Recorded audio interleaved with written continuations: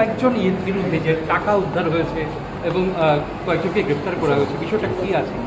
দেখুন, যখনই আমি একটা সোশ্যাল মিডিয়াতে দেখেছি, আমি দেখার সাথে সাথে আপনারা জানেন মাঝে মাঝে কোনো টিভি স্ক্রিনই হোক আর যেখানে আমি সাথে সাথে যেখানে ডিপার্টমেন্ট আছে আমি সেখানে কিন্তু আমি পাঠিয়ে দিই।